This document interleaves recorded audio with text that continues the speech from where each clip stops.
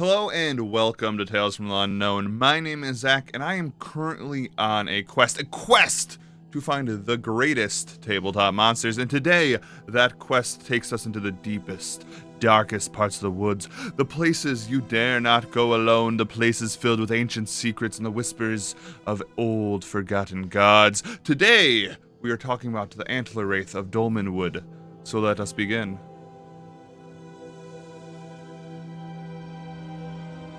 Sinister spirits made manifest as looming humanoids cloaked in black with stag skull heads and bony claws, servants of grim forgotten gods, doomed to haunt rings of standing stones. If Dolmenwood is a land inspired by fairy tales, the Antler Wraith of these woods is the fairy tale you tell commoners so that they remain locked away in their huts at night. Some Antler Wraiths choose to wield scythes, other ruinous blades, and others prefer to just drain your life with their bony claws. Some Antler Wraiths are said to have gems within their eye sockets, gems that will make you a fair amount of coins, while others are surrounded by this blue-like flame that illuminates the woods at night. This creature, if you live within the woods of Dolmenwood, is a true nightmare. It is a creature that people gather around and tell stories of, but those stories are mostly rumor, because if you run into one of these creatures within the woods, there's a good chance you're not making it back. And with that all being said, we haven't even began to discuss the layers of the Antler Wraith, an incredibly important part of this creature. But before we do that, let's talk about the mechanics and how this nightmarish being can terrorize the player characters whenever you use them.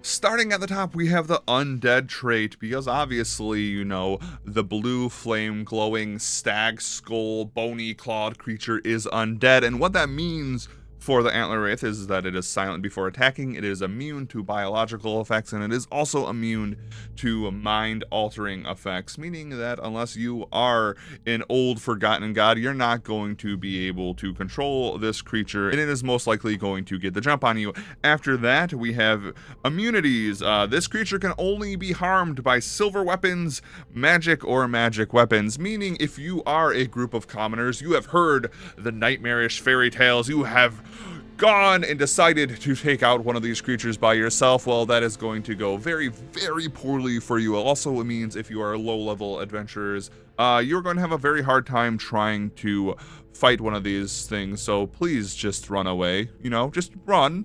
After that, we have Dark Sight. Because they are in the deepest, darkest parts of the woods, and because they mostly appear at night, they're going to be able to just, you know, see normally, because, I mean, why give the adventuring party any, you know, advantage to fight them?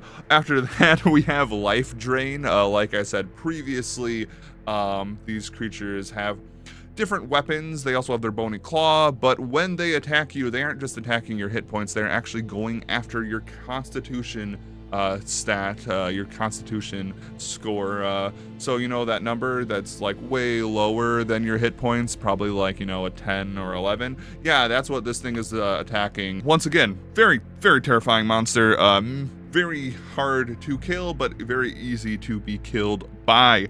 After that, we have Sinister Silence. Within 60 feet of an Antler Wraith, sound is hushed and speech feels as if it disturbs something best left in peace. I actually really love that second part because it's just like it matches the eerie feeling of this creature. Along with that, characters casting a spell have a chance of failure, actually a 2 in 6 chance of failure. So you get near an Antler Wraith, you try to fight it, you're probably already filled with adrenaline trying to fight an otherworldly undead being. One of your magic users tried to cast a spell, it failed, you are approaching it, it's weirdly silent, maybe you hear whispers of those old gods, you pull out a sword and you realize that your sword is not made of silver and you are going to have a very bad time.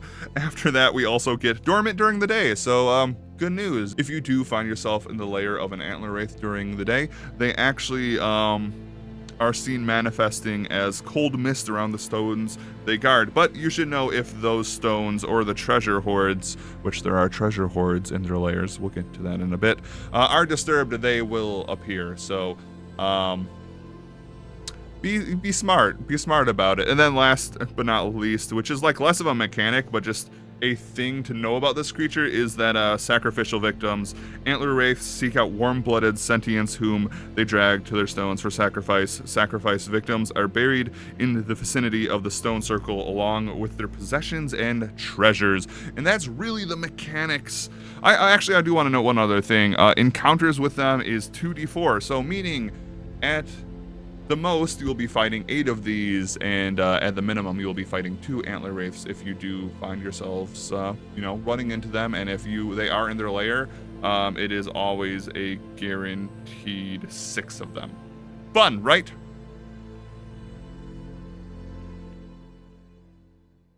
Let's talk layers. I've covered a couple monsters now from Dolmenwood, specifically the Dolmenwood monster book, and there's a decent amount of creatures within this book that have layers. And what layers mean within the system is that if you go there, there is always going to be a larger present of said monster in the lair. So, like I said, if you find an Antler Wraith in their lair, there's going to be at least 6 of them. Along with that, you're more likely to find more treasure, and there's just these areas that are like really suited specifically to that monster. And I want to cover just like a few of the layers that we have, for example, for the Antler Wraith. My favorite one is number 4, so it's actually a D4 rolling table, so you can roll to see what terrifying nightmare you're going to throw your players into. And number 4 is an imposing ring of 5 dolmens festooned with trailing moss and strings of human skulls. At the center of the ring is a 10-foot deep pit filled with mist and an eerie blue radiance.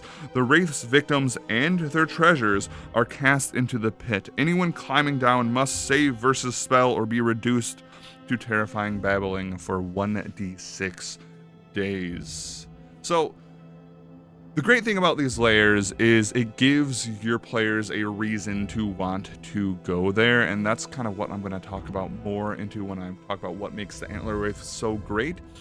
But I just really love the atmosphere of this. It's a horror scene. It is a very nightmarish scene, but at the center of that nightmare, it also gives, like I said, the players a reason to go there, whether it is that treasure or recovering a body, or maybe even saving someone from being sacrificed. It sets the scene. These are 4 different ways to set the scene. Another example of a layer for the Antler Wraith is a single giant 20-foot high obelisk of black stone streaked with veins of blood red. The earth around the stone is ashen and nearby plant life is withered and blackened.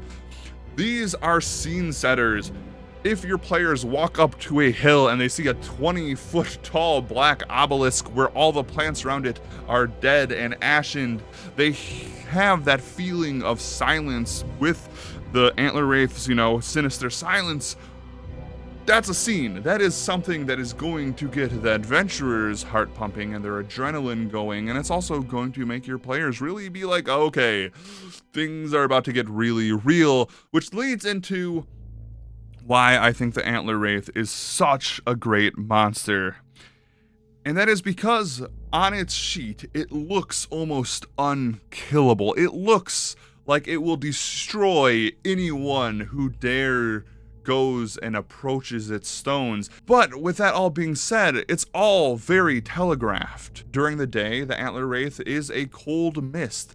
Its lair you can visit as long as you don't disturb the stones and treasure.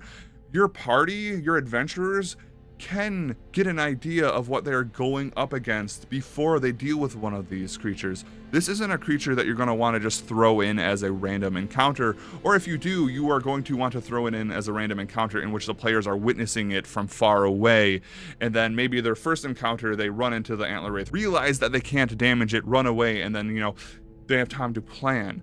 This creature is a creature that your players are going to get great satisfaction from defeating. At least I know from my own experience, whenever I'm playing a tabletop game, we run into a monster that feels unstoppable, and then we spend time trying to figure out how to defeat it, and then we defeat it. That is one of the greatest feelings I've ever felt while playing tabletop games, and the Antler Wraith is built for that. It is built as an unstoppable killing machine that can be stopped with enough preparation and planning, and that's what makes it so great.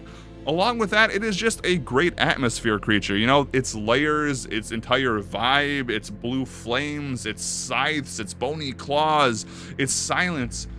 This creature is perfect if you want to add some horror into your game, because everything it does is warp the landscape to make it that much more horrifying. It's that simple why it's so great. It is a seemingly unstoppable force that your player characters and players can overcome.